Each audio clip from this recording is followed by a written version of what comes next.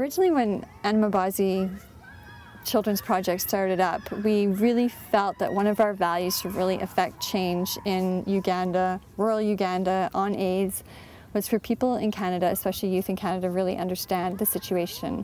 And we want to create relationships between youth in Uganda and youth in Canada so that they can understand each other and that there's just a common empathy towards the situation in Africa. AIDS in Africa is a silent war that we don't hear about, that we don't know, that's having impacts on children that is beyond our comprehension. And we really felt that we're not a charity. We don't want to be a charity. We want to create relationships between youth in Uganda and youth in Canada so that they can understand each other and that there's just a common empathy towards the situation in Africa.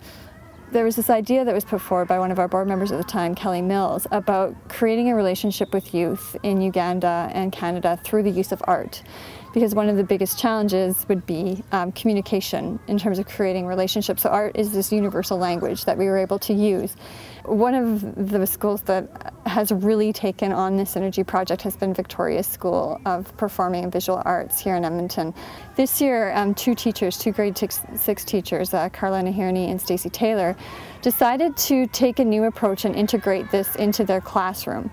They developed kind of an 8-week lesson plan where they brought students together to do independent research projects on issues that were important to them.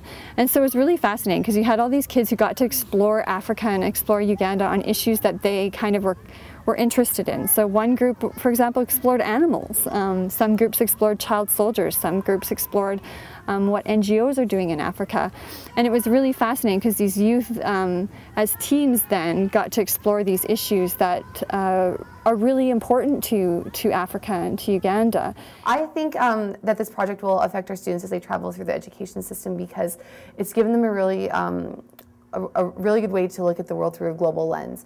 They are not just thinking about themselves and what their life is like here, but they're taking a look at what their life is like in comparison to students all around the world, students who come from totally different socioeconomic backgrounds, are living with totally different political systems, are just living a totally different way of life, but they're finding that link and that shared humanity, which I think will help them not only in their educational career and help them when they're analyzing different issues in the world, but will help them in their personal lives too.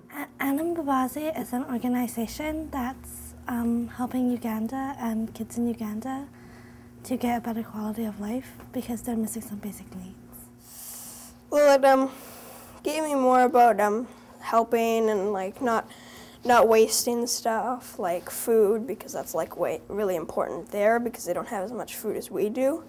Like us, it's just like we can just go to the store and buy a bunch of candy, right? With them, it's just like this life and death, and they have to have food, right? We were split into groups, and we each picked our own topic that interested us, and then we'd just make a presentation about it through a song or a dance or a play or something like that. My group was dance, and we did like a video, and it kind of told how dance affected the Ugandans and how they express themselves through dance. Today I'm going to be talking about instruments used in Uganda. Traditional dance is very important to Ugandans, and with traditional dance comes traditional music. There's a xylophone, which is made out of wood, and sticks. Mine was War and Peace, and we researched it, and we came up with a way to present it. We wrote our own song, and we put music and just a whole bunch of stuff to it, and it turned out really good.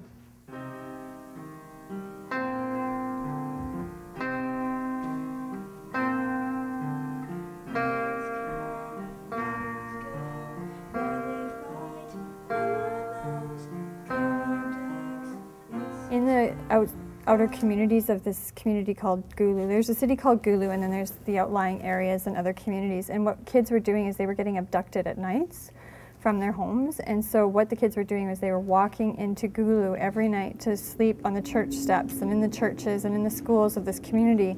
And it was thousands of kids that were walking into this town to sleep. And so it was, you know, it was all just to avoid being abducted by the rebel army.